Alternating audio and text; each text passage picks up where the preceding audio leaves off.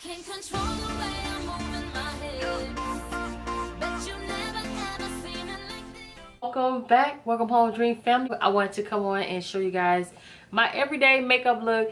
I see a couple of you guys that always say that I have a nice, beautiful makeup look, and I wanted to come on and share with you guys my makeup, no makeup look. And just in case you guys are a lot like me and you're not looking for that cakey, over made up look or that bold out there makeup look, I wanted to come on here and show you guys how I do my makeup. Let me know in the comment section down below if you like these type of videos. This is my makeup no makeup challenge. I hope you guys enjoy the video, and let's get started. Okay, so the first thing you want to start with is your brows.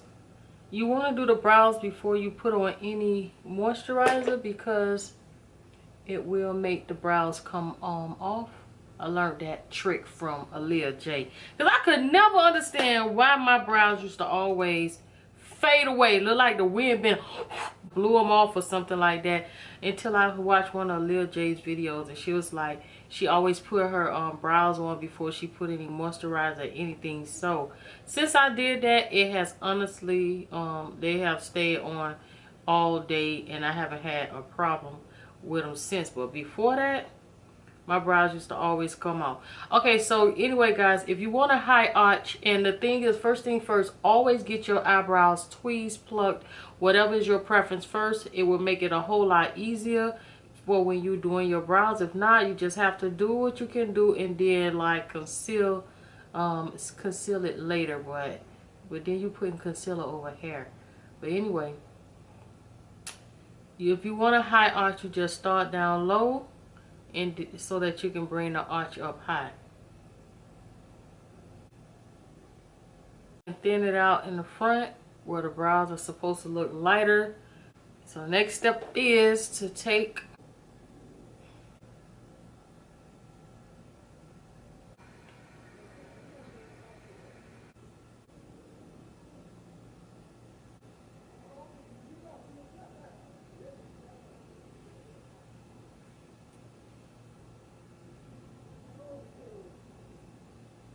So now I'm going to go ahead and put in my brow powder to go ahead and further define my brow. And I am using black, and I'm going with light strokes just to clean it up a little bit more and to get the brow just the way I want it, and also for it to look more like hair. I try to go really softly with short strokes. So yeah, where it got a little bit too much black in it, I just go over it like that and thin it out. And I'm going to be using my MAC palette that I did get for my birthday on last year. Even though that I'm going for a natural look, I am still going to use the eyeshadow, and I'm going to show you guys how I do keep it looking natural even though I am using eyeshadows. I want to go in first with this burgundy color that's right here. And I'm going to go into the crease of my eye, but I'm going to be really soft, almost like I'm tickling my eyelid. And the reason why I'm going so softly is because I don't want it to deposit much color.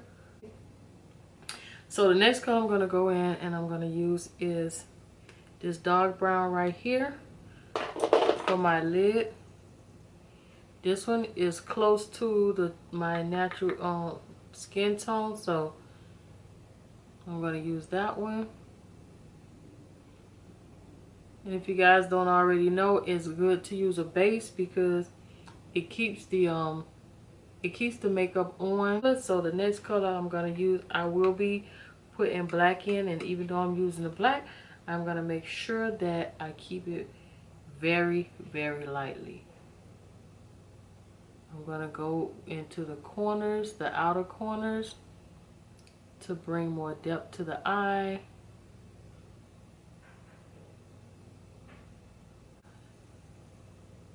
I'm keeping the color very natural. I'm going to go ahead and I'm going to line my eye.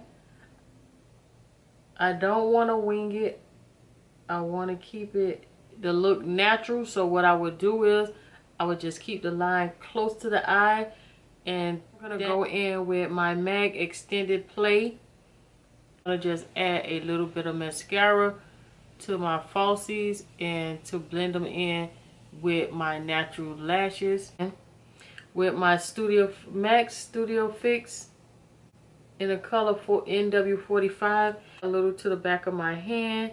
And if you guys ever wonder why do people apply it to the back of their hand, a lot of times it is to warm up the makeup, to soften it up. It's the warmth from your body helps to soften up the makeup. And I'm gonna go in and contour, highlight, and define my features in my face. So I'm gonna go in with a color. Go ahead and define my facial features. I'm gonna contour and highlight. Even though I'm doing a natural makeup, no makeup look, I'm gonna go around my nose. And for you guys that are, if you're like me, you're not no big time. If you're not a big time makeup artist, but you do want to look good and you can't afford to have somebody come over to your house every day, this is what you do, okay? You don't have to be no big time makeup artist. Just go ahead and you apply the dark spots right here. What I'm doing is chiseling my cheekbone. If that's what you want to do, you would apply it. And then right here for my jawline. And like you see here, for my nose to thinning it out, I'm gonna do it all at once, the highlighting and contouring. So now I'm gonna go ahead and take my LA Girl concealer. I'm gonna just bring it here above my brows and down the center of my nose.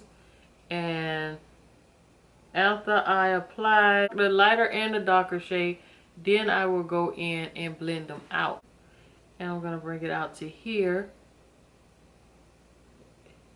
and down here and blend in where I place the highlighter.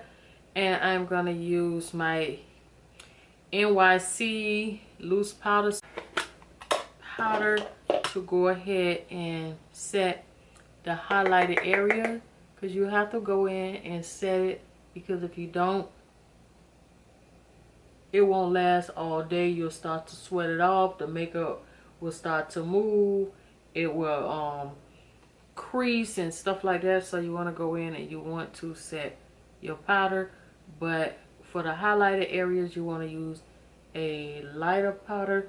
And then for the darker areas, you do want to use a darker powder. But you don't want to cake. You want to be natural. So you don't want to let this stuff stay on long.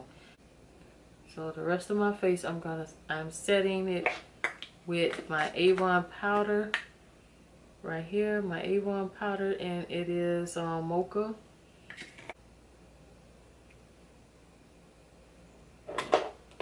So I'm gonna go ahead and brush everything off really quickly.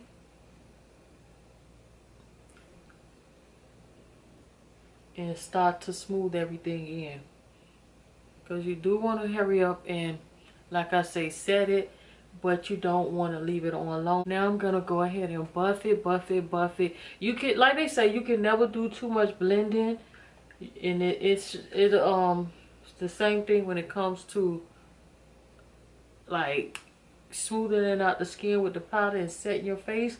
You can never do too much blending it in so that it doesn't look cakey or made up. And when you put it on, if you apply it like this, it tends to make you have to use less makeup, and it really pushes it into the skin and it sets it, and it's much nicer. Even when it comes to foundation as well as the powder, it's good to just, when you do the powder, just set it in like that. As you can see, it doesn't look like I have on any makeup. It just look like I have very beautiful, flawless skin. And so now, to finish off the look, guys, I am going to go in and I'm going to moisturize my lips. I could use either a chapstick, but I'm gonna go ahead and I'm gonna prime my lips with the Prepper Prime. And the reason why I'm gonna use this as opposed to the chapstick or any type of other moisturizer is because it's not as greasy. Prime sets a better foundation for the lips. So you see how nicely and hydrated my lips are. Go ahead and use a dark brown Ruby Kiss pencil to line my lips.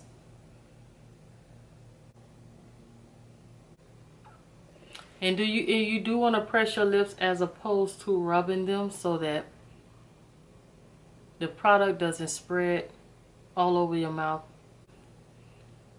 A lip shine from Avon.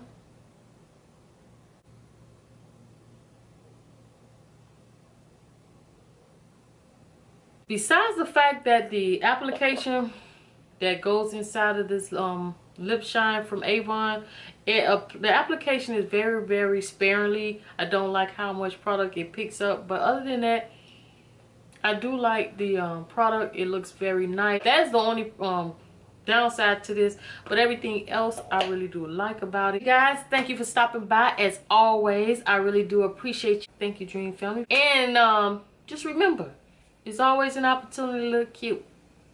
Never a reason to be busted. So please do stay flawless, and I'll see you guys in my next video.